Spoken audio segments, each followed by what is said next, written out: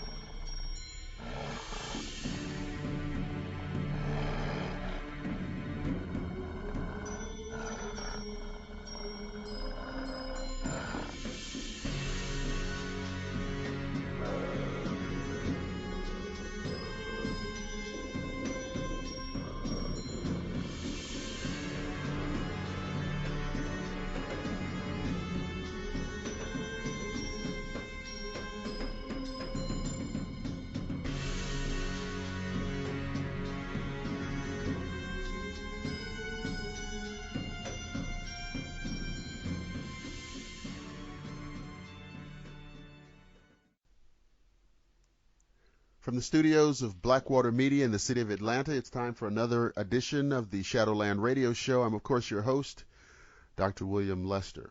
I'd like to begin the show by thanking all of those new people who have become subscribers on YouTube. Just go to the Blackwater Media channel and listen to episodes going back to the summer of 2014, uncut, full-length episodes, and please become a subscriber. You can also listen to the show on its Facebook page. Just go to Facebook and type in Shadowland Radio Show. Today we are going to do some conversations about the occult and demonology. It's one of my favorite topics, and it's going to be had with two of my favorite people.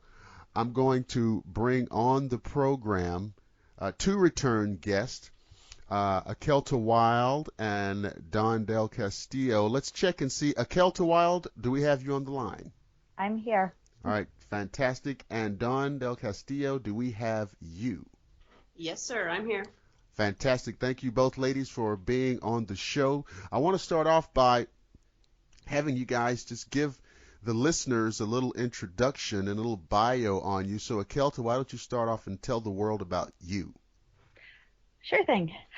Well, my name is Akelta, and I have basically been working with darker energies, demonic forces, and demons since I was a child, and they've kind of become my area of focus in my spiritual explorations.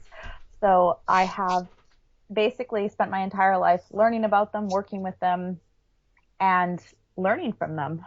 So that's kind of my bio. Okay, good enough. And Dawn, tell the world about you. So I'm more new into the demonology world, and Akelta's actually been a big inspiration and support system for me. Okay.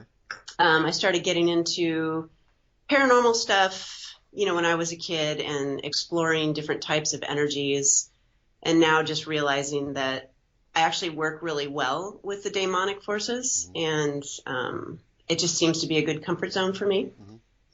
So this is where I am. And the listeners don't know, Dawn and I have had many, many conversations about many, many different sides of this. Mm-hmm. And it's just absolutely one of the most fascinating topics.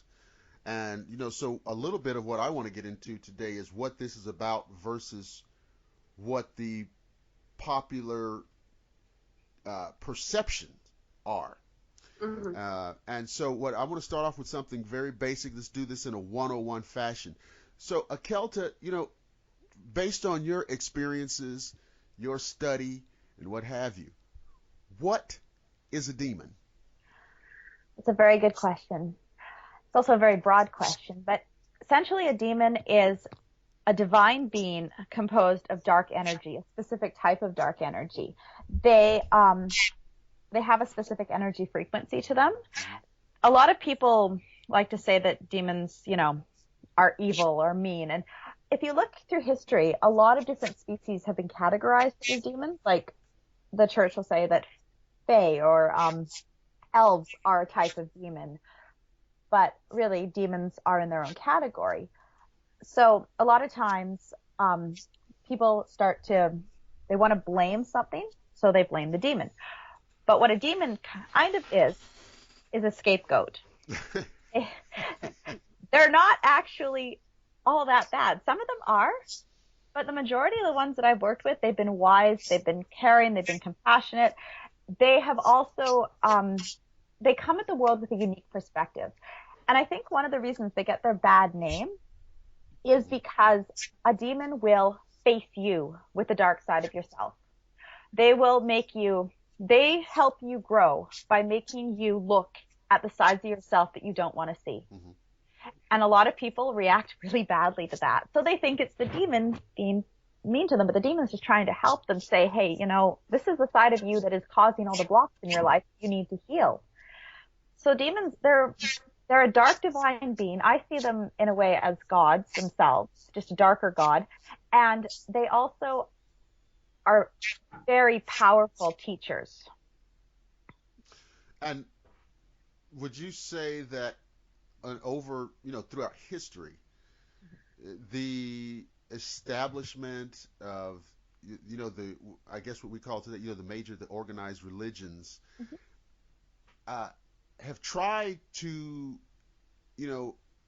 infuse or accommodate the reality of these beings, and how do you see that affecting and shaping the contemporary concept of demons?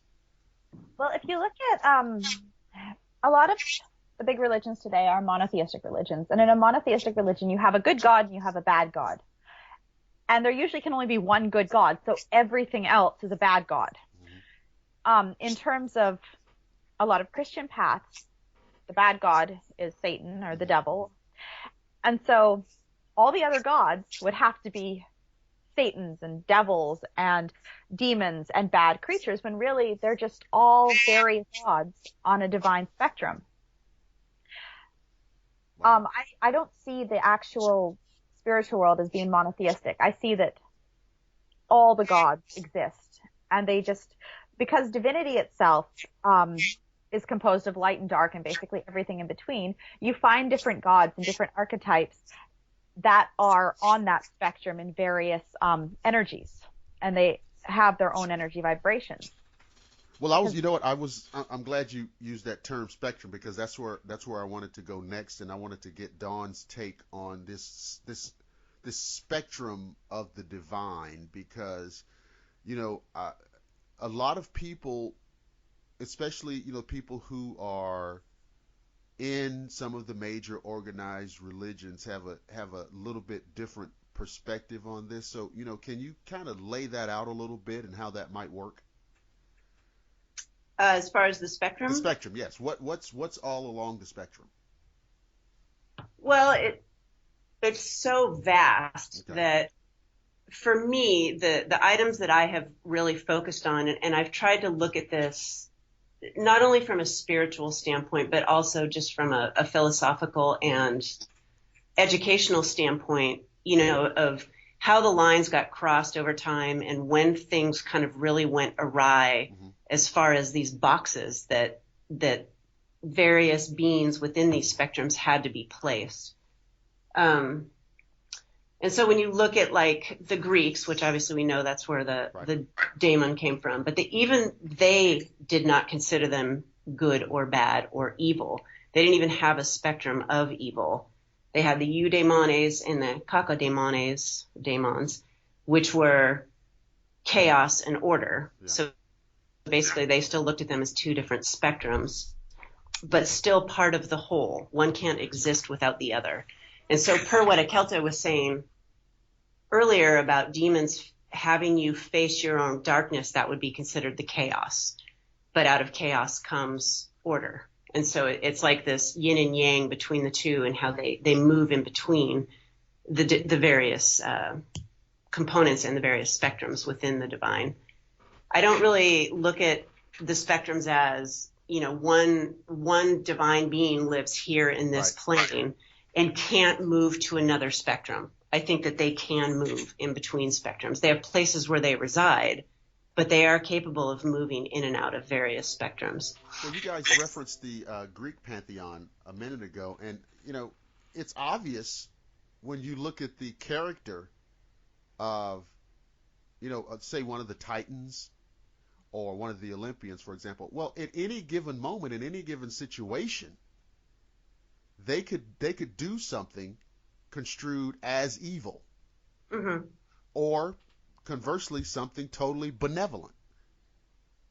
Technically, if you look throughout the Bible, even the Christian God could. Absolutely. Oh, absolutely.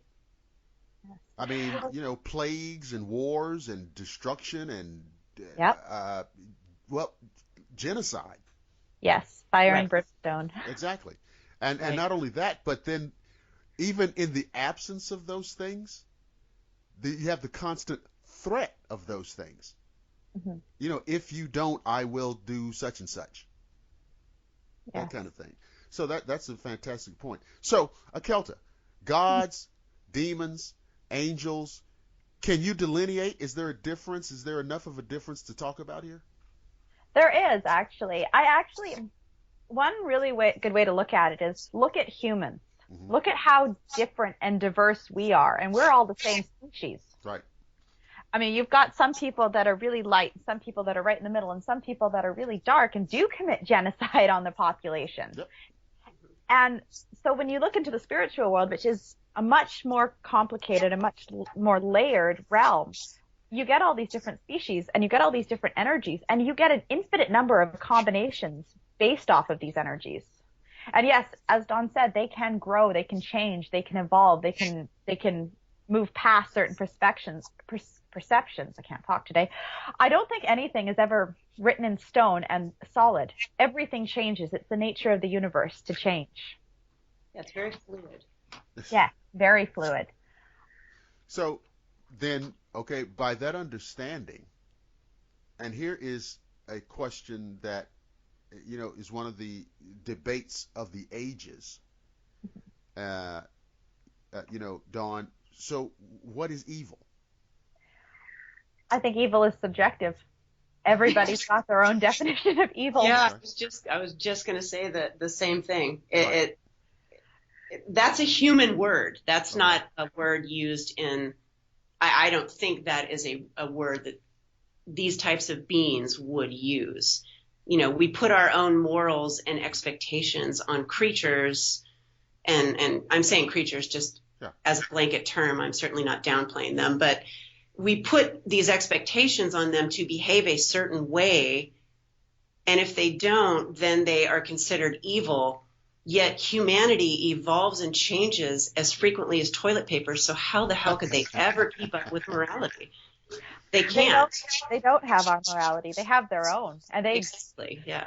They are not going to conform to our morality at all. They're just going to go on living how they want to live, much like people. I mean, my lifestyle, I would be considered very immoral by some just because I'm a practicing demonosopher and demonic priestess. Okay. But yet I have a husband, I have kids. I mean, we go out to family dinners. We go to the fair on the weekend. I don't do anything, like I don't steal, I don't do drugs. I don't even drink alcohol.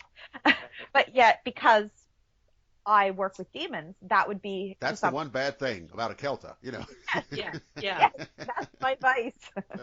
Well, it's funny because as you said that, I was thinking, we also do the same thing when we give consideration to extraterrestrial life. You ever notice that? We talk about good aliens, bad aliens, who's good and who's bad, and like bad aliens would come here to take us over. But what that really is what we're really saying is that's what we would do if we were out in space. We would be looking for somewhere to take over.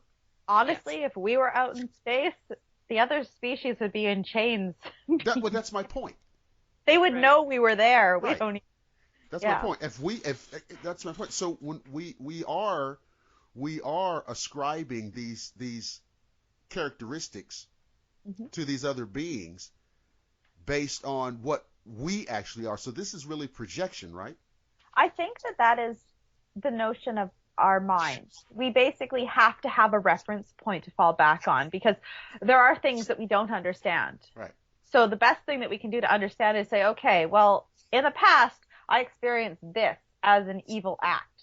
So these beings, I see them as evil. So they would do these acts. So it's kind of, we kind of have to build on our knowledge and our foundation as we go. And I don't think that's a bad thing. I think we just have to understand that that's what we're doing. We're building on knowledge. So nothing can actually stay set in stone. It's good to have these points to grow on, and it's good to make these comparisons to kind of piece it together in our mind, but we have to realize that it's just temporary and it's not permanent because we need to keep moving and keep adding knowledge to it. Does that make sense? It does. Yeah. Of course. So, Well Dawn, I wanted to ask you, there's a couple of terms, well, there's a lot of terms, but there's a couple of terms in here in particular that I wanted to get you to comment on because, some of the listeners may not know how to differentiate some of these terms. So we know, or more people know the term demonologist. Mm-hmm. And I heard Akelta referring to herself as something else. Yes. A demon officer. Demonosifer, yes. Okay, so what are these terms, or how do you, Dawn, how do you parse these out and delineate what's what? So that's a really, obviously a great question, and can, based on who you ask, can go many different ways. Mm-hmm. So if we look at what we think a demonologist is today, what we think of are the Warrens because of Hollywood. Right. And those are the uber pious, one way only. If you're experiencing something negative at all, it's a demon. I have to walk in with holy water and a cross. So they're constantly in this spiritual battle, so to speak, with these other forces. And like one of the things I've been looking at is through history, has it always been that way? Because I look at some of the really old demonologists who have basically been the ones to categorize the various demons and go to that plane and get their names and work with them.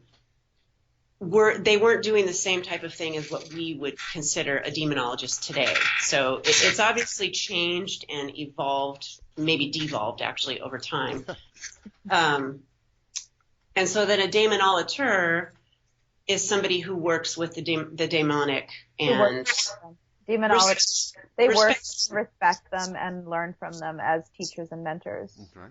Right. It's not an aggressive type of thing. And the daemon ossifer is the philosophy side, and that's more Akelta. Okay. I would define it as learning their wisdom and their knowledge, and basically walking with them and learning what they have to teach. And so, is that different from what we would consider the ceremonial magician? Yes. Is that the same, or is that a different relationship? Ceremonial magicians have their own method of approach with the demons. They're more, a lot of them, some of them don't even see them as actual physical entities outside the body. They see them as constructs within their mind. Oh, okay. So it depends on the ceremonial magician, but they approach it with very heavy rituals. They're usually, a lot of the old rituals, they're not very respectful. They're very forceful and commanding of the demon, basically directing the demon into a triangle, calling on the holy guardian angels to offer protection, which is kind of the demon's antithesis. So you get a parallel, or like a conflict of energies. And then they basically command the demon to give them what they want. Whereas demonossiphers, demonolators, they want to work with the demon and they want to learn from them, so they invite them to join them. They don't evoke them, they invoke them, and basically that's inviting the demon to join them in sacred space and learning from them and just basically having a conversation with them. I personally love to sometimes just invite them over for no reason and to just say, hey, here's an offering for you. Here, have these crystals or a cup of tea or something, and just offer them things without expecting anything in return. So there are different ways to work with them that are more respectful than the ceremonial magician's way. Is there any chance that in this divine spectrum, mm-hmm. are there conflicts amongst these beings as is played out in legend and folklore? Or is this a realm of complete harmony? What do you guys think about that? I honestly don't think it's a realm of complete harmony, for the simple fact is energies are not harmonious. In order to break something down, to have change, sometimes you have to have conflict. And I think sometimes entering those states of chaos or those states of conflict, or, being angry at somebody or being sad about something, it actually causes change and growth. I don't believe in a completely light universe where outside of Earth, everything gets along. I think that the spectrum of divinity goes both ways. There is that light, but there's also the darkness. And Earth is kind of a mini model of that, whereas out there, it's more vast and deeper. Mm-hmm. So I think that just as there's more light out there, there's more darkness too. So I do think that conflicts arise. I don't think they're as massive as a about. Like it's the entire world. It's the end of the world kind of thing, or this is going to happen. It's the apocalypse. It's more just, like here, conflicts happen, they arise, it becomes part of history. We move on to the next chapter. So even when you look at mythology, like you see the war between the Olympians and the Titans. Yeah. And in the Judeo-Christian stories, you talk about a war in heaven. Mm-hmm. And you have these kind of celestial conflicts, and there's going to be this side. It's constructed to be analogous to human conflicts. These people are at war with these people. Mm-hmm.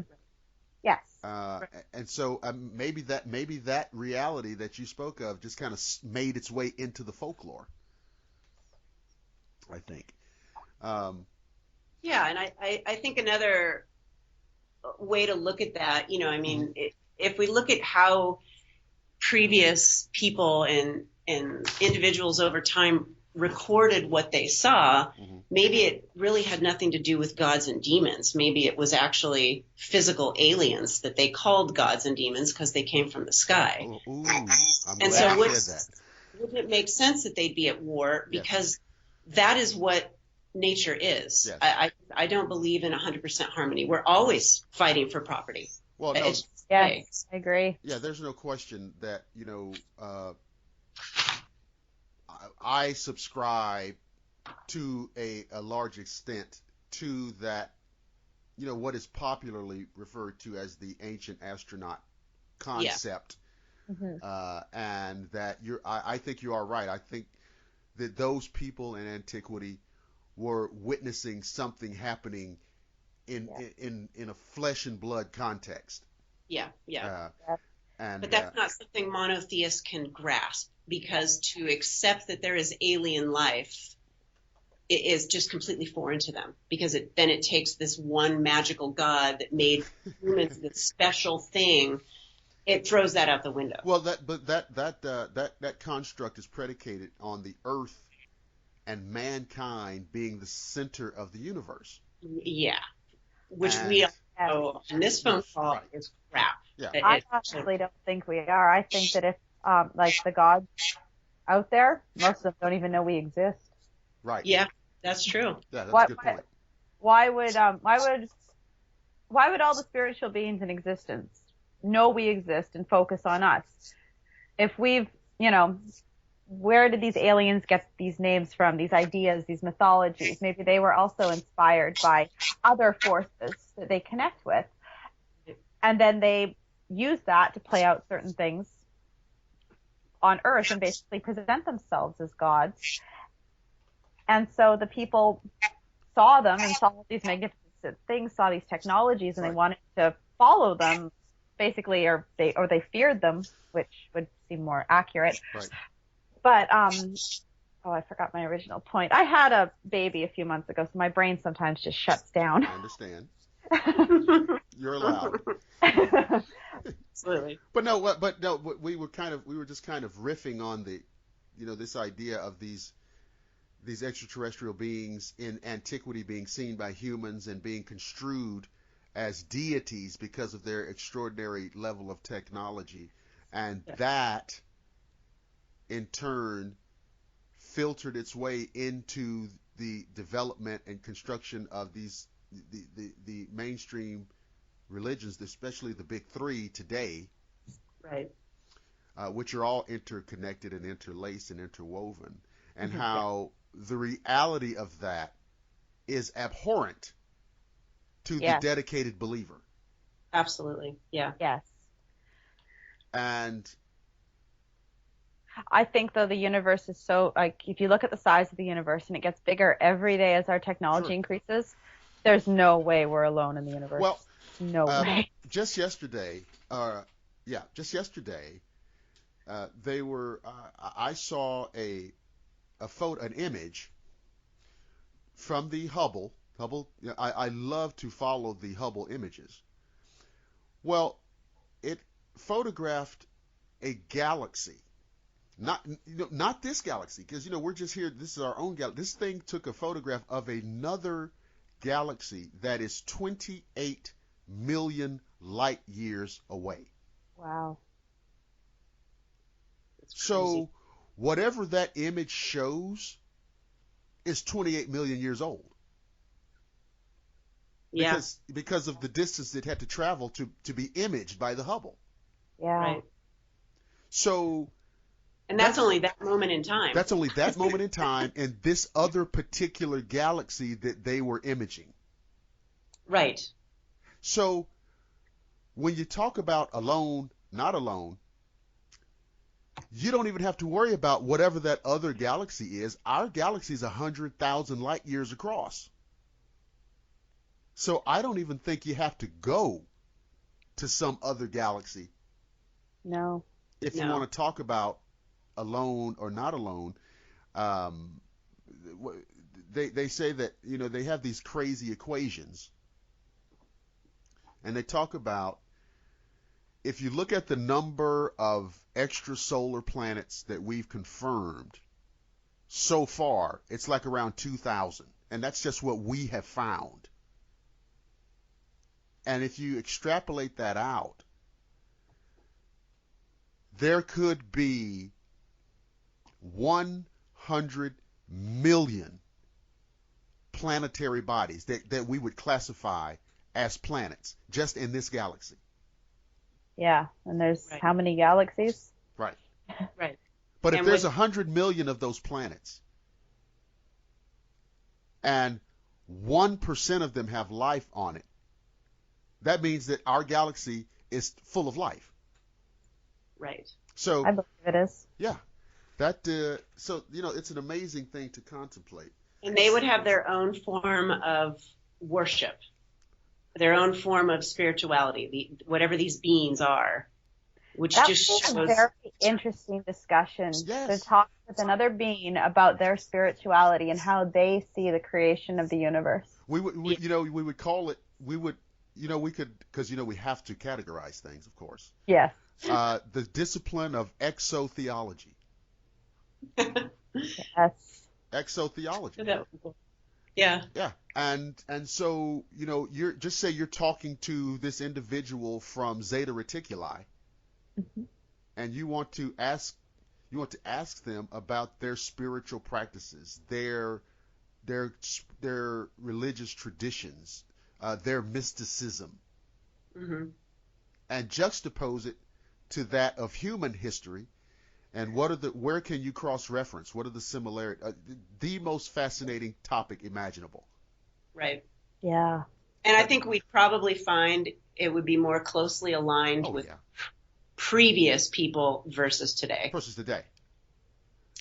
Because if this extraterrestrial being, if they have a history and they come from a civilization that can in any way, shape, or form be analogous to ours,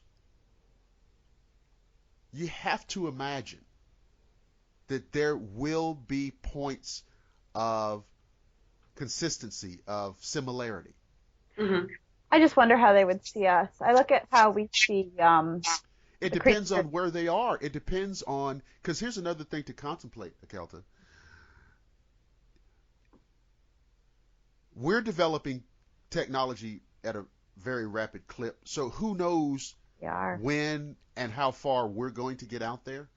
I mean, there's a Mexican physicist named Miguel Alcubierre who has proposed a revolutionary space warp travel thingy to NASA already. Mm-hmm. So who knows? But what if we are out there, and what if we encounter an alien race, and just say, for the sake of argument, that they are only in their steam engine industrial revolution period, circa, 1880. What are they to us? I think we incorrectly assume that whoever we meet is going to be far more advanced,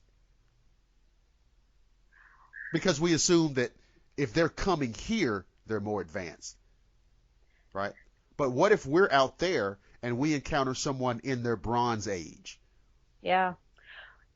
We might take it upon ourselves to teach them. We might enslave them.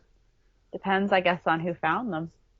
You're kidding. Are you suggesting that human beings would do something like that? That's terrible. And it's so at odds with our history, Akelta. I'm appalled. Yeah. You're right. We're completely peaceful, loving people. Never a war. I don't know what you're talking about. Never a genocide. There are no examples of this in our history. Yeah, or any history whatsoever. Since, Right. Actually, I think it is through history that we could find out exactly what would happen. Of course. Of course. And I think a lot of people, they like the evolution of the mind happens slower than the evolution of technology, because that's a biological component. I think that our technology, as it progresses, our mind does have to work to catch up. And I think that until we reach a point where we kind of break out of whatever cycle our genetics traps us in, we will repeat the cycle no matter where we go. Yeah. I don't know if you guys saw that sci-fi film District 9. Yeah, I love that. I did. Okay, that's emblematic of what we're talking about, because these aliens, I if I can remember correctly, their ship kind of was disabled when it ended up here. Right. And they were all in a very sorry state. Something happened, I think, that all the like the scientists, the ones that ran the ship, the intelligent ones of their society, that ship, they died, and so it was only like the civilian class that was left. They didn't know what they were doing. And they came down, and they were in a very sad state of affairs. Yeah. And when we found them, first thing, concentration camp. Basically, that's what it was. Yeah, yeah. That's what it was. It was reminiscent. I thought about what they did to the Japanese Americans. Yeah. Following, Pearl Harbor. I thought about, of course, the reservation system. And they were exiled out into in a ghettoized state of being. There are still talks going on up in Canada about the residential schools. Oh, really? We still have that conflict between the settlers and the natives up in Canada is still not resolved to this day. Well, in Canada, anywhere. It's. I wasn't going to speak on American Native affairs because I don't know any of them. Yeah, you do. You know exactly what it is. Okay. Yes, you do. Well, I mean, it's the only thing I'll say about that is that it's shocking to me that a decade and a half into the 21st century that this is an issue. Mm-hmm. That's it's insane. And I just think it just speaks back to what we've been saying in the last 5 or 10 minutes. I just, we have this technological, we have this IQ for rapid accelerated development of technology. And then we have, when it comes to human interaction, we have this very different lower IQ. Yes. Well, and it's getting worse because of the technology that we're creating. Because we're becoming more distant from each other. To kind of tie it back into the demon conversation, that a lot of people don't understand the dark side of human nature. They don't want to understand it. They want to. Everybody kind of right now is pushing towards the light. They're pushing towards, we're light beings. We have to be light. We have to be light. But the most dangerous people I have ever met are the people who really push that light agenda. Yes. Because their shadows, their darkness is so undiscovered and so locked in their subconscious that they will lash out at you the second you deviate from what they see as their utopia. Yeah, well, they are the modern day missionaries. Yes. They're the modern incarnation of missionaries, and they're so into the peace, love, and light crowd. Yes. And they're so determined to fill the air with the scent of roses, and they point out that oh, you're dark. Yeah. I mean, I've been told by these kind of people, oh, you're dark.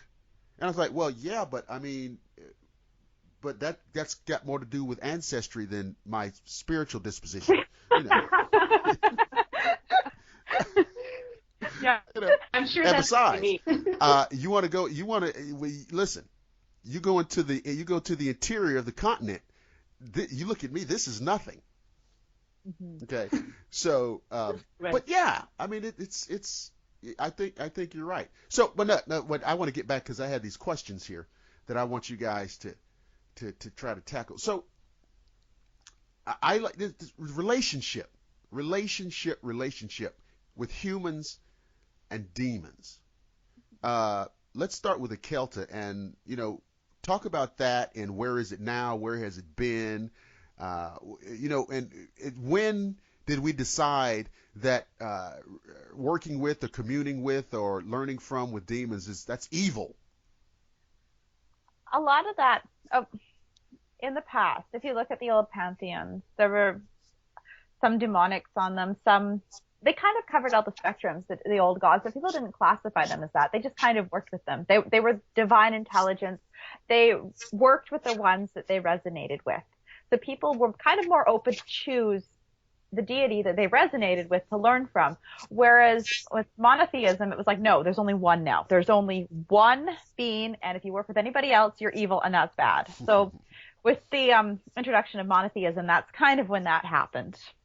But I don't think that certain people didn't stop working with them, because you see there's all these old families, all this knowledge survived. And a lot of it survived through, passing down to the generations. It wasn't all destroyed and burned because people were keeping the knowledge. Right. And so I think that there were always people who wanted to work with the gods, who wanted to respect them, who wanted to work with demons.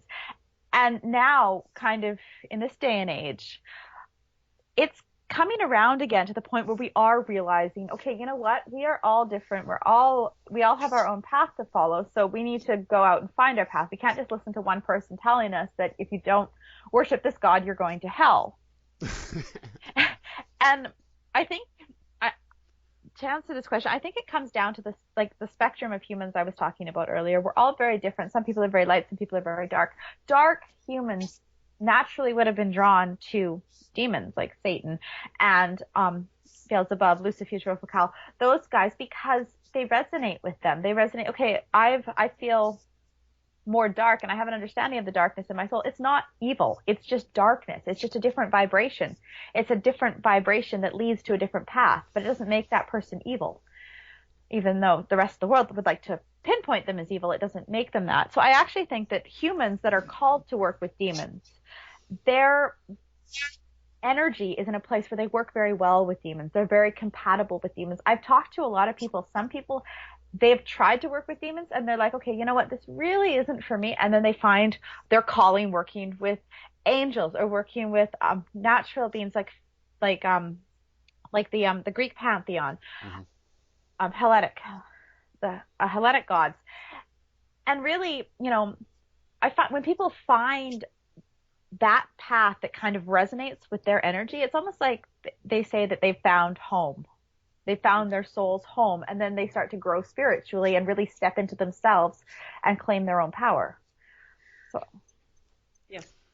Yeah. So, when people, Don referenced the Warrens earlier. Mm-hmm. When people do, from time to time, have horrific negative experience with some of these beings, Dawn, how does that situation get out of control? What's happening there in your view?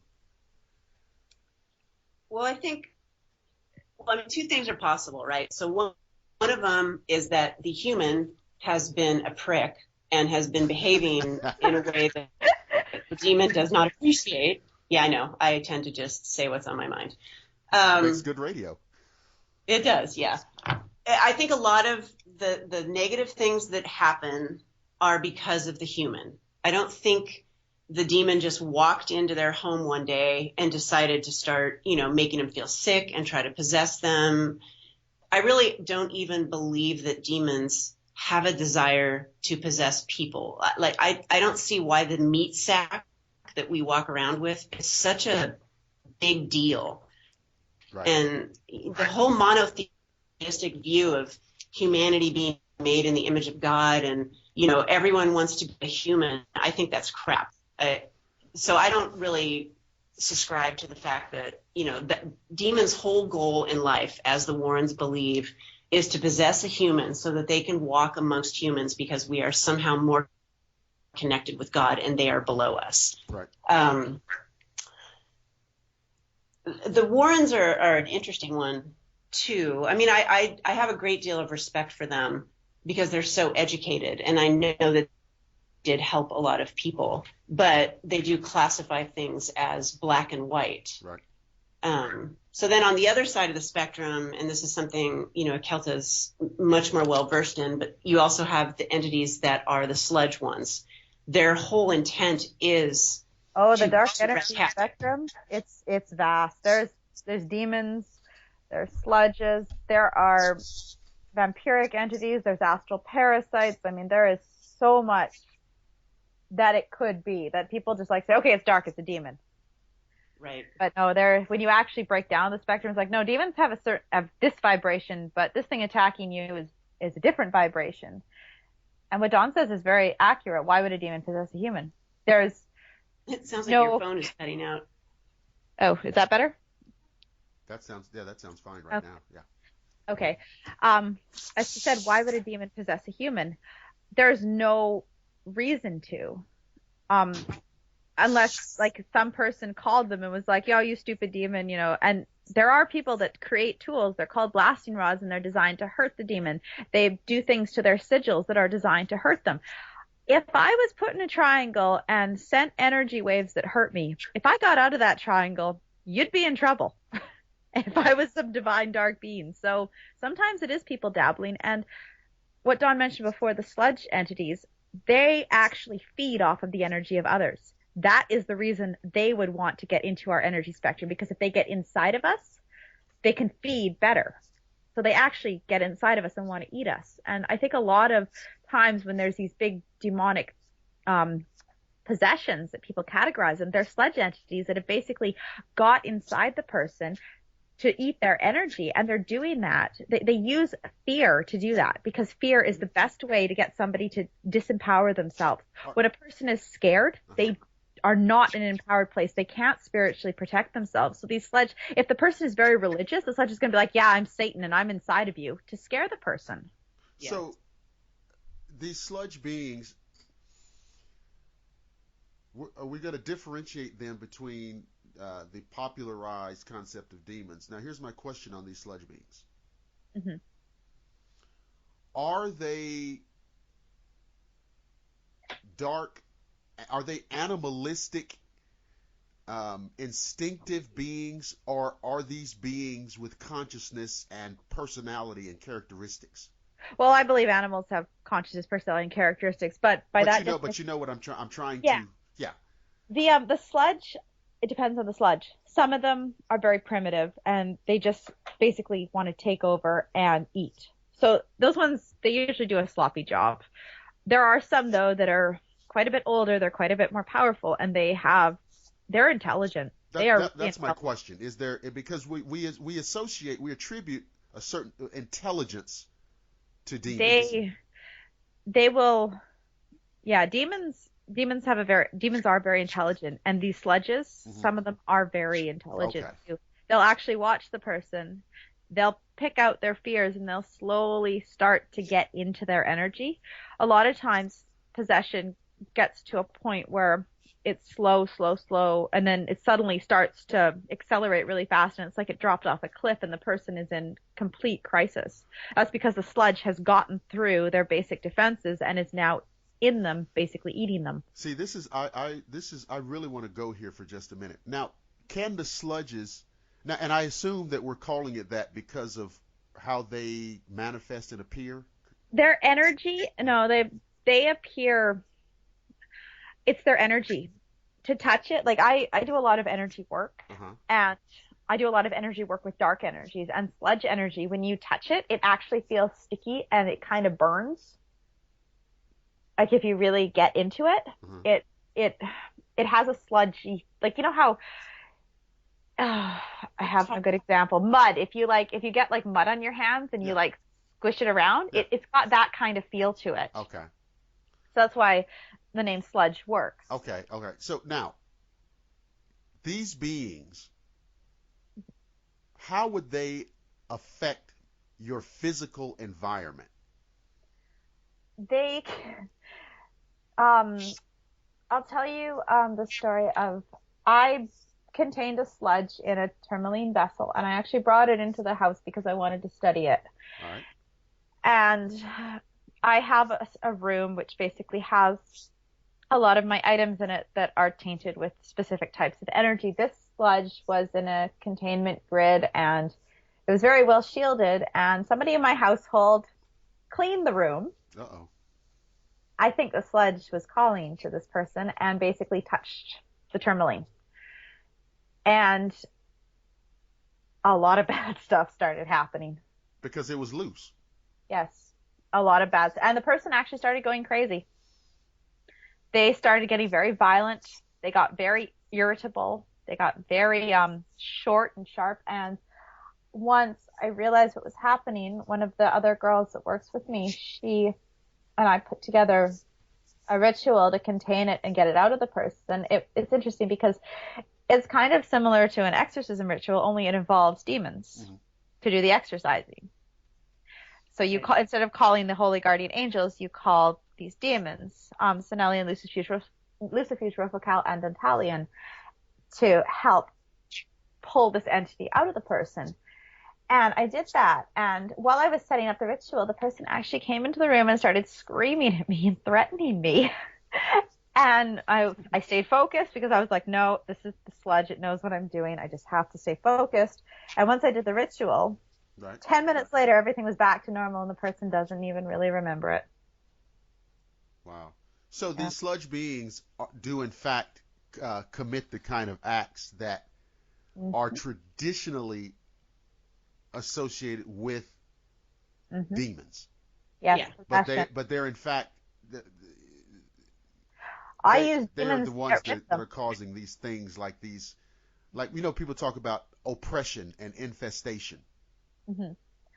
Sludges, demons have a very clean energy. They're also very, I call them high vibrational dark beings. They like nice things.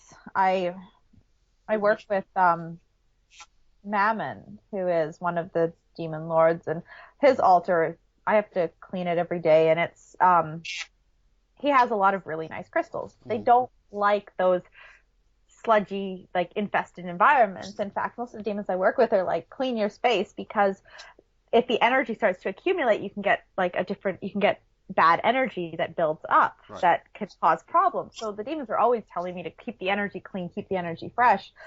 The sludges like that, though. They like infestation. They like rot. They like decay. They like, because they can get their sludge energy into those places and then start to kind of close in around you and cause, they always start with the environment. Like, you know how you walk into a house and it feels dirty, even though the person has cleaned it. Right. Like they clean it and it's like they can't get it clean because the sludge is now infested in the energy and they haven't cleansed the energy.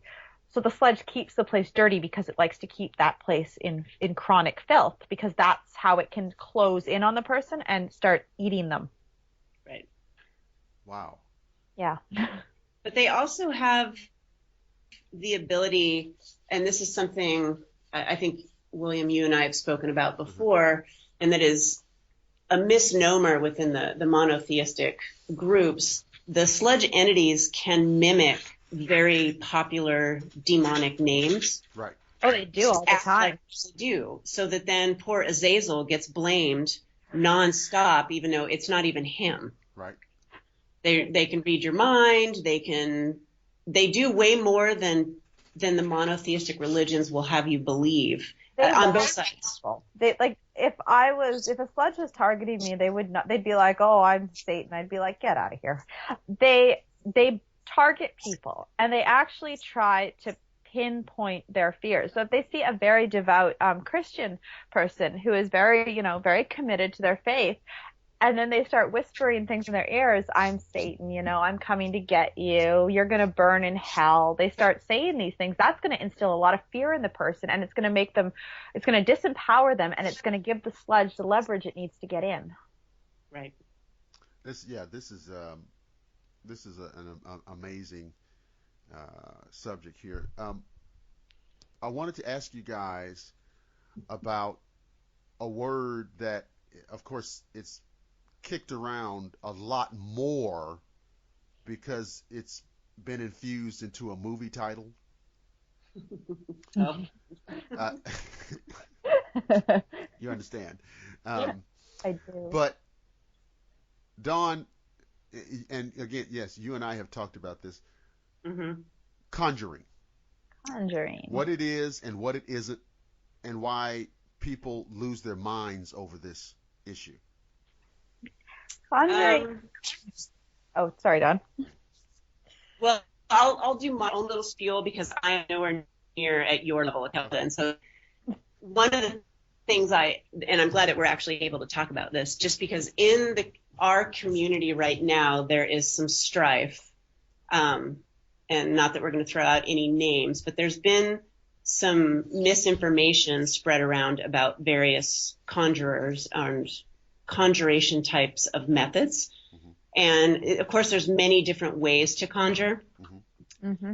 And Akelta has a very unique conjure approach. A voodoo priestess would have a very different conjure approach, and everyone has a different idea of what that is.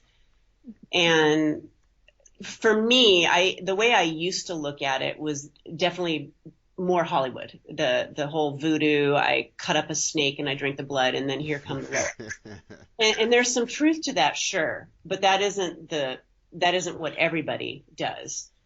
And some conjure on a temporary basis, some conjure to create a familiar or a lifelong partner, or a succubus or incubus, which is another, term that connotates evil for sure. So conjure for me, because I'm so ignorant in the topic, and it's not something I would personally do, but only because I don't have the experience to do it right.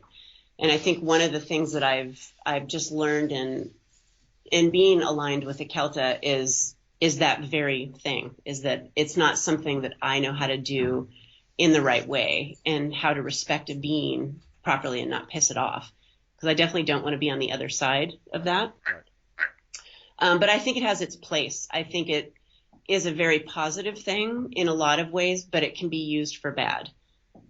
Okay. Akelta? A conjurer, how I see it, they're basically a facilitator between the spiritual world and the physical world. A conjurer is basically a person who can go out there through their various means, meet different spirits and entities and helps to align them with people here on the physical plane. If you look throughout history, in every single spiritual path, people work with spirits. They just have, and entities, they just have different names for them. You've got people who I call to my ancestors, you know, I call to my spirit guides, I call to my guardian angels, or in my case, I call to my guardian demons. We all have different spirit guides around us, and a conjurer basically helps a person make a connection between a spirit companion and a physical person. And a conjurer is basically, we all walk different paths, but we train on our path, and we have a connection to the entities that we work with. And I find that a lot of the entities, they come through and they meet with a conjurer, but they also bring the person. I've had it where people have contacted me and just been like, so I'm feeling called, I'm looking for something. And then they'll see it, and then a match is made. It's very beautiful, really, because a lot of people, they find their spirituality, they're able to empower themselves, they're able to work with their companion and help to kind of get a better understanding of themselves and their place in this world, and also their goals and dreams and what they want to do. I mean, everybody, like even that, everybody's got that relative that's like, you know, oh, Uncle Joe was here last week, even though Uncle Joe's been dead for 5 years. Right. You know, spirituality is in all of our worlds. I mean, even my dad, who is an atheist, had a dream about my grandmother, and basically, you know, saying that she said this to him. Okay. And so it's basically conjurers, they help guide people and help to facilitate those connections. It's the gist of it. And what are we talking? You know, I see this word often, and I wanted to get you guys to give your take on it. Dawn, we talk about binding. Mm-hmm. I see that word come up again and again. So why don't you share with the listeners, what is your concept of this binding? So that's infusing, the way that I see it, infusing the energy of whatever this being may be. It could be an Enochian angel or demon or something else, with an object that resonates with it, so that they're combined, and then that individual who is meant to have that particular being can carry that item around and have a stronger connection and work closer with whatever that being is. And so that's how I see it. Okay. And so we talk about the idea of custom bound and pre-bound. And so can you parse that out for me, Akelta? Custom bound, pre-bound. What are we talking about? I just want to elaborate a bit more on binding, because it's actually a bit more complex than that. Okay. One popular thing that would be considered a binding, Annabelle. Oops. The doll. Yes. That is basically, it is an object that is kind of infused with the energy of a being, and it acts as a link between that being and the physical world. Basically, there are spiritual beings, they're all around us all the time. What a binding is, it's like a physical link between that spirit and the physical plane. So it becomes a focal point for connecting with them. Bindings are things like, even like voodoo fetishes, saint statues, even the cross. So is it the same as using the term attachment? Yes. Okay. It's an energy attachment. It's just, binding is a fancy way to do it. And with particular bindings, you brought up pre-bound and custom bound. Basically what it is sometimes people are called for a specific binding, so they'll contact and they'll say, I'm looking for something. So then you go and you get their energy and you say, okay, I'm going out and I'm going to find what they're looking for, because you get the energy from the physical person. And then you go into the spiritual world and do your thing and find the being that matches that energy, create an attachment to it or a binding to it in the form of an item that you can give to them, where they can focus on that binding and connect with their entity. Pre-bound is one when it works in the opposite way, where the spirit comes or the entity comes through and says, hey, I have a human that I want to work with. Can you create this attachment for me? So then you do. And then the person is drawn to the energy and says, oh, that being is calling to me. I want to work with them. Mm-hmm. That's basically the difference. You guys need to, and I hope I'm not, this is some kind of preemptive strike. You guys need to get together and write a book. Oh, I have lots of books I've got to do. Dawn, and see, I know, Dawn, you have so much free time. Oh, I know. You should be like on chapter 10 by now. I know. I can barely get the promised thesis over to you. That's right. Yes. Now see, Dawn just, she just told on herself. Yeah. She is a student at the Institute of Metaphysics, and she has just admitted to the listening audience that she is derelict in her studies. Yes. And so just the public humiliation of that is sufficient. We will not deduct points off of her final score. Good. That's much appreciated. Much appreciated. Yeah. No, it's because okay. she's one of our students, and she's a student, and she's a colleague, and she's a friend. So all of those things have to be factored in. Yeah. So that's so true. Yes. So listen. I actually do have some books in the process of writing. This year is the year of writing, so they will be coming at some point in the future. Well then, what we must commit to do is when these things start manifesting, you guys come back on the air, because I really like the tandem. You guys play off each other, and then I have a question or a comment. I really like this kind of trifecta. You need to come back on, talk about the book, promote the book, and get it out there, because if it's gonna have like a tenth of the information that we touched on here, it's something that you want to get out here and promote and get some real information out to people, because this is a very popular subject, which means it's dangerous. It's dangerous because of the popularity. People start walking over into areas of misinformation. Yes. Okay. And so I think people who have actual experience, people who've done some reading, people who've done some studying, people who've done some practicing and investigating and what have you, which you guys absolutely have. I actually, I have a coven basically with members of it, priestesses. We actually, the first thing we always teach is learn. Do not start doing anything. Do not start playing with things. Don't start dabbling with things until you read as much as you can and really learn about yourself, find out what's going on. We always talk about the spiritual foundation. Always talk about the spiritual foundation, which is basically shielding, grounding, warding, cleansing, mental mastery, and focus. Mm-hmm.